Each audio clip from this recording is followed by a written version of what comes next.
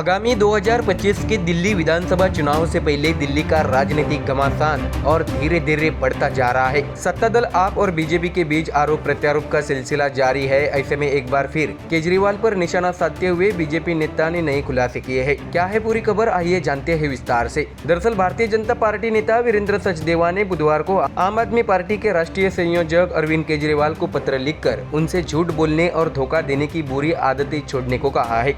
उन्होंने कहा है कि हम सभी बचपन से ही नए साल के दिन बुरी आदतों को छोड़कर कुछ अच्छा और नया करने का संकल्प लेते हैं। केजरीवाल पर निशाना साधते हुए सचदेवा ने कहा है कि आज नए साल 2025 के पहले दिन दिल्ली के सभी लोगों को उम्मीद है कि आप झूठ बोलने और धोखा देने की अपनी बुरी आदतों को छोड़कर अपने आप में सार्थक बदलाव लाएंगे। ऐसी सचदेवा ने केजरीवाल से मांग की है। उन्होंने श्री केजरीवाल से दिल्ली में शराब को बढ़ावा देने के लिए दिल्ली की जनता से माफी मांगने की मांग करते हुए 5 संकल्प लेने को कहा है। भाजपा नेता ने श्री केजरीवाल से झूठे वादे करना बंद करने और महिलाओं, बुजुर्गों और धार्मिक लोगों की भावनाओं के साथ खेलना बंद करने को कहा है।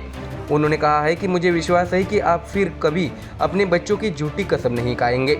आप मां यमुना की सफाई के संबंध में दिए गए झूठे आश्वासनों और भ्रष्टाचार के अक्षम्य अपराध के लिए सार्वजनिक रूप से माफी मांगेंगे।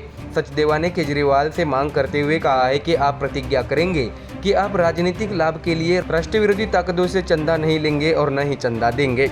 श्री सचदेवा ने आगे सुझाव दिया है कि दिल्ली के पूर्व मुख्यमंत्री खुद में सुधार करके झूठ और धोखे से दूर रहे।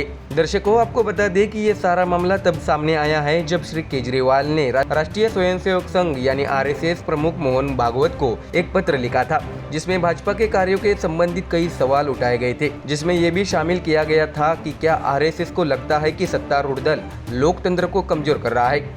बता दें कि केजरीवाल के इस आरोपों के बाद बीजेपी ने पलटवार में ये सवाल पैदा किए हैं। आपको बता दें कि इससे पहले पत्र में श्री केजरीवाल ने भाजपा के आचरण और लोकतंत्र पर इसके प्रभाव से संबंधित विभिन्न मुद्दों पर स्पष्टीकरण मांगा था। केजरीवाल ने श्री भागवत से पूछा था कि क्या आरएसएस ने अतीत में भाजपा के गलत कामों का समर्थन किया था। वह भाजपा नेताओं द्वारा खुलेआम पैसे बांटने की प्रथा पर भी सवाल उठाते हैं और क्या आरएसएस वोट खरीदने में भाजपा का समर्थन करता है।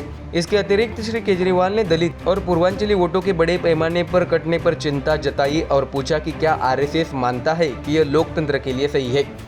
दरअसल इससे पहले सोमवार को आप प्रवक्ता प्रियंका कक्कड़ ने भाजपा पर दिल्ली में मतदाताओं को हेरफेर करने का प्रयास करने का आरोप लगाया, विशेष रूप से शारदा निर्वाचन क्षेत्र में, जहां उनका दावा है कि भाजपा नेता विशाल भारद्वाज ने मतदाताओं को हटाने के लिए आवेदन प्रस्तुत किया था।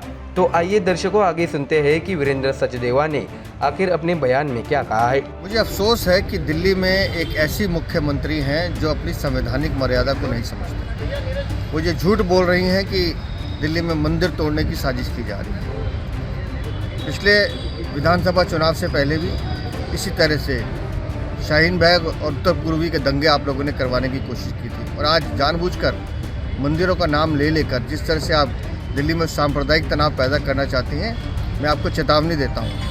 अगर दिल्ली में कोई भी दुर्घटना घटती है तो उसकी जिम्मेदार आप होंगी, क्योंकि आप सनातन और हिंदू धर्म विरोधी हैं।